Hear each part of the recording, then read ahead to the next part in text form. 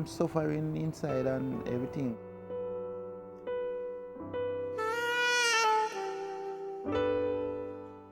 I'm very frustrated. Even right now, as I hear now, we don't have any water in this yard here. And it's a weir on the background there. It's a very, very bad condition. I have to go and bathe. Understand? And I have to lift water from here, go around there, go bathe. No water, no facility. If you notice, there are a whole heap of people living in the yard here. And it's poverty. Adjusting to his new life has been difficult for Meshach Willis. The entrepreneur has fallen on hard times since losing his house as a result of the financial sector collapse of the 1990s. You use a certain type of life. And to move down to this level, it's not easy to cope with it. Many of my friends, them and other people who know me and know where I am now and know where I used to be, said to me that they don't know how I manage it. They don't know how I manage it. Because some people say they couldn't live it out. Even my children, them sometimes them confused because they've never used to this kind of life. And they don't know how to cope with it. It is so hard. It's very, very hard to cope with life like this. After working hard for several years to build his dream house, he was thrown out in an instant, losing belongings he and his family had spent years accumulating. The Finsac entrepreneur claims his house, which was valued at between $9 and $11 million, was offloaded by Finsac for just $3.5 million. At the time when the house sold, they said that whole 11 point odd million. And they said they sold it for 3.5, and I still have a balance of 7 point something. Up to now, I don't know if I still owe that money or what happened. I don't know if I have a money in my hand now, if they will come to me for that money, because they say I owe it, and I don't know if it's still growing interest. Because every time we ask for an account, nobody won't give it to us. Mr. Willis says he ended up being Finsacked because he took a revolving loan from the now defunct Eagle Commercial Bank. However, with the interest rates skyrocketing, he, like many others, found it difficult to keep a pace with the financial demands. Dealing with the emotional toll of Finsac hasn't been easy for many who were forced to start life all over again.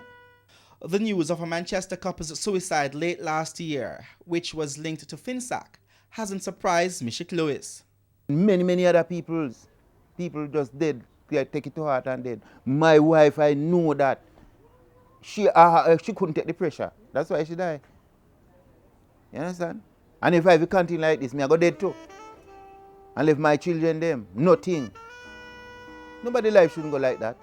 Lascelles Poyser is another Finsac entrepreneur who believes there are many untold stories about the emotional fallout from Finsac. I know some of these people personally, and I grieve for them, Some are sick, some can't take it. There's one gentleman, when he told me how his wife killed herself. I'm not going to name because he's still around. And when he sold his house, he was living in Stone Hill. Very, very nice house. He almost gave it away. Beautiful home. The wife couldn't take it. She suffered more than him, Ended up shooting herself. Mr. Poyser is a real estate developer who says he borrowed $9 million to help fund the housing development. But like other entrepreneurs bitten by the Finsac bug, he saw his debt ballooning out of control. The interest rate went from 14, maybe 18% to 100% with penalty and interest, 150%. It was totally impossible.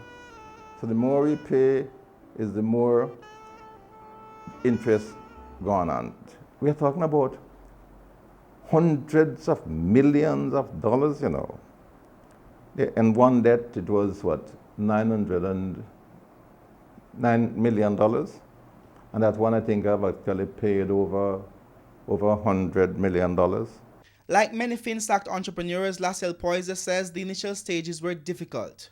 But his biggest tragedy was losing his wife, who packed up and left him, taking the children. When things were not going good, she took the opportunity. She could not deal with it, really. She was an ophthalmologist. As a doctor, she could not deal with my falling from grace, if you like. So she went back home. That, I think, was the biggest of my disaster.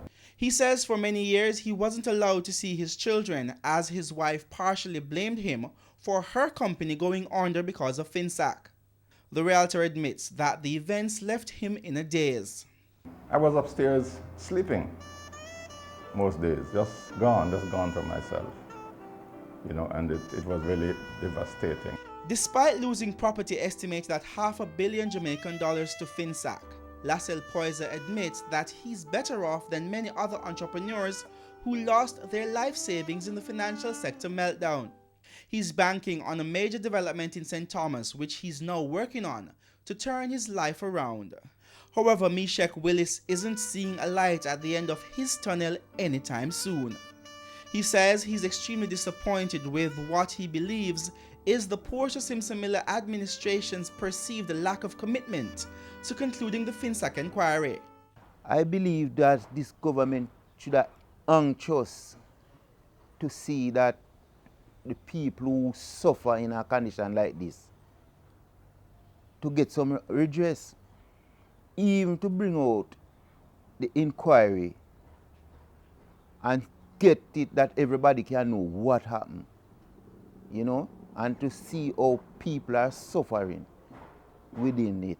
I think they should be the one who willing and anxious to get it upfront, that people can get to understand themselves and people can get some redress and put back themselves together again.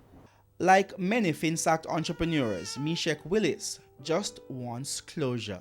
My life torn down because of these people. You understand? And I am suffering. When I say I'm suffering, I'm suffering. Life is very hard. I don't know for everybody, but I believe my life has been robbed.